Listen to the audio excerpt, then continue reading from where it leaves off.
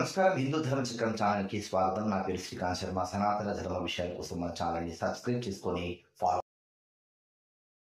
ఆడవారు మద్యపానము ధూమపానము చేయవచ్చా అంటే చాలా వరకు పనికిరాదు అని సమాధానం చెప్పినా కానీ నేటి కాలంలో ఆధునికమైనటువంటి వనితలు తప్పేముంది, మగవారితో మేము ఏ విధంగా తీసుకోగలము, మేము మద్యపానము ధూమపానము స్వీకరిస్తే తప్పేముంది అనేటువంటి వాదనలు కొంతమంది ఆడవారి నుంచి వచ్చేటువంటి అవకాశాలు కూడా ఉంటాయి.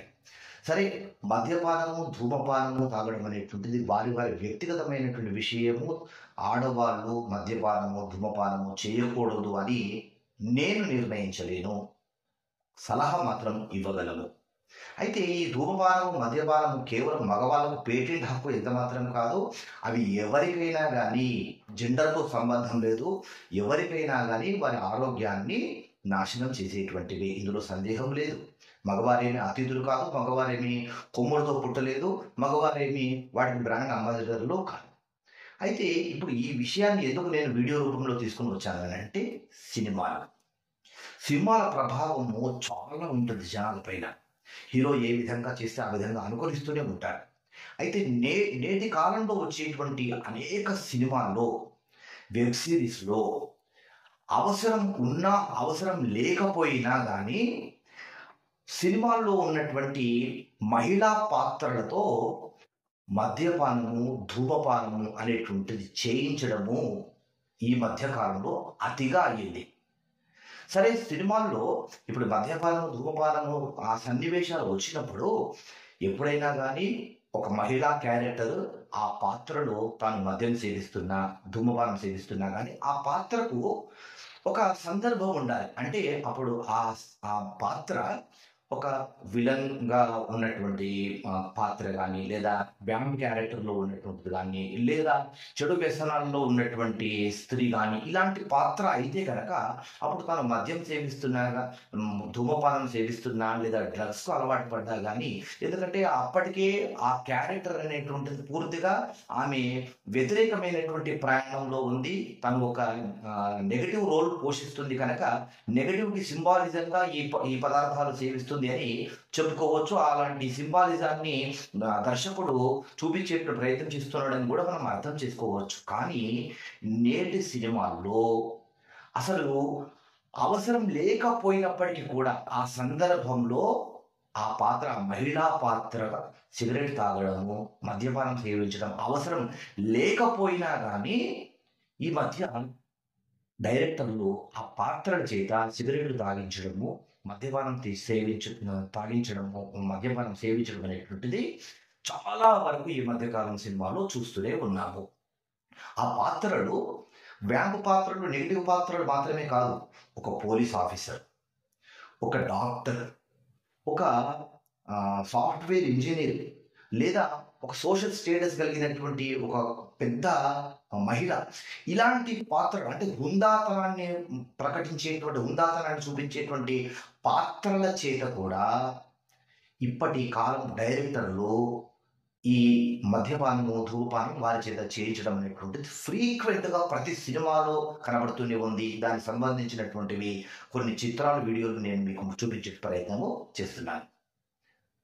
అయితే ఎంతవరకు దీన్ని మనము తీసుకోవచ్చు అని అంటే, ఇంతకుముందే చెప్పుకున్నట్టుగా నెగటివ్ పాత్రలు అయితే కనుక అవి సింబాలిజం కోసం చూపించినా కానీ, ఇలా ఒక ఆదర్శవంతమైనటువంటి పాత్రల చేత కూడా ఈ విధమైనటువంటి అలవాట్లను చూపిస్తే అవి నేటి తరంలో ఉన్నటువంటి యువతులకు అవి ఆకర్షవంతంగా అనిపించి అలా మనం కూడా చేయాలి అనేటువంటి దిశగా నేటి కాలంలో యువతులు వాటికి అలవాటు పడేటువంటి అవకాశం ఎక్కువగా ఉంటుంది. ఇప్పటికే మెట్రోపాలిటన్ నగరాల్లో ఉండేటువంటి కొంతమంది సాఫ్ట్వేర్ ఇంజనీర్లు, కొంతమంది హై స్టేటస్, హై ప్రొఫైల్ కలిగినటువంటి అమ్మాయిలు బహిరంగంగా పబ్లిక్గా స్మోకింగ్ చేయడం లాంటివి మనము సర్వసాధారణంగా చూస్తూనే ఉన్నాము. వారిని ఎవరిని కూడా మీరు ఎందుకు అలా చేస్తున్నారని ప్రశ్నించలేము. ఎవరికి వారి స్వేచ్ఛ అని అంటారు కనుక అది మనకు సంబంధం లేదు.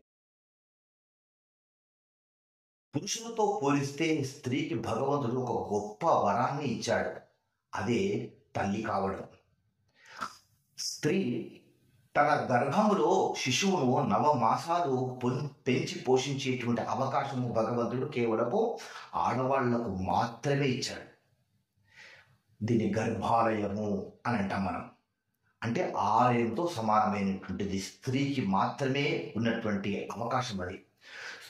స్త్రీ గర్భంలో శిశువు పెరగాలి అంటే కనుక మంచి ఆరోగ్య పౌష్టికమైనటువంటి ఆహారాన్ని తీసుకోవాలి. ఆ సమయంలో గర్భవతి అయినటువంటి స్త్రీలు అని డాక్టర్లు చెప్తూ ఉంటారు కదా. ఇలా గర్భంలో ఉన్నటువంటి శిశువును పెంచి పోషించేటువంటి ఆ గర్భము సంపూర్ణమైనటువంటి ఆరోగ్యంగా ఉండాలి అంటే కనుక స్త్రీ ఈ పొగ తాగడము, మద్యం సేవించడము లాంటి వాటి వల్ల ఆ గర్భము చెడిపోయేటువంటి అవకాశము ఉంటుంది. ఇది కాదనలేనటువంటి సత్యము. డాక్టర్లు కూడా ఇది ఖచ్చితమైనటువంటి వాస్తవం అని ఒప్పుకునేటువంటి విషయము. అలా దురలవాట్లకు లోనైతే కనుక ఖచ్చితంగా ఆరోగ్యం పైన ఎంత ప్రభావం చూపిస్తుందో అంతే ప్రభావం, అంతకంటే ఎక్కువ ప్రభావం కూడా స్త్రీకి తన గర్భం పైన కలిగేటువంటి అవకాశం ఉంటుంది.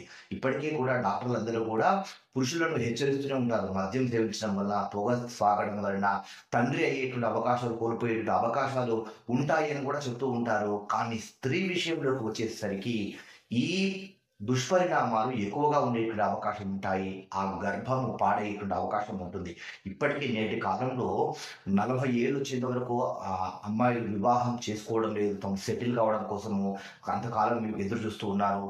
అలాంటి అమ్మాయిల్లో ఈ రకమైనటువంటి అలవాట్లు ఉంటే కనుక అప్పుడు ఆ గర్భం పైన ప్రభావము కారణంగా వయసు మళ్ళిన తర్వాత తల్లి కావడం అనేటువంటిది చాలా కష్టతరం అయిపోతుంది. అప్పటికి గర్భము పాడైపోతే కనుక తను అమ్మ కావడం అనేటువంటిది కష్టం.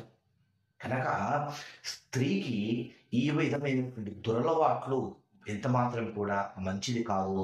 అయినా కానీ అది మా ఇష్టం అనుకుంటే కనుక వారి వ్యక్తిగతమైన విషయం. కానీ సినిమాల్లో మాత్రము సినిమాల ప్రభావం చాలా వరకు ఉంటుంది కనుక నేటి కాలం డైరెక్టర్లు అవసరం ఉన్నా అవసరం లేకపోయినా కానీ ఇలా స్త్రీల చేత మందు తాగించడాలు, పొగ తాగించడాలు అనేటువంటివి మాత్రము డైరెక్టర్లు మానుకోవడం అనేటువంటిది చాలా వరకు మంచిది. ఈ విధంగా డైరెక్టర్ను హెచ్చరిస్తున్నాను. దయచేసి నేటి కాలంలో వచ్చేటువంటి సినిమాల్లో పాత్రకు అవసరం లేకపోయినా కానీ దయచేసి ఆ పాత్ర చేత ఈ విధమైనటువంటి దురలవాట్లను చూపించేటువంటి ప్రయత్నం చేయకండి. అది నేటి జనరేషన్లో ఉన్నటువంటి యువతులను తీవ్రంగా ఆకర్షించేటువంటి ప్రమాదం ఉంది. నేటి యువతులందరూ కూడా కాబోయేటువంటి తల్లులు, ఈ తల్లులందరూ కూడా ఈ ఆరోగ్యవంతమైనటువంటి శిశువులను ఇవ్వాలి. ఆరోగ్యవంతమైనటువంటి శిశువుల ద్వారానే దేశము ఆరోగ్యంగా ఉండగలుగుతుంది. కనుక డైరెక్టర్లు ఒకసారి పునః ఆలోచించాలి.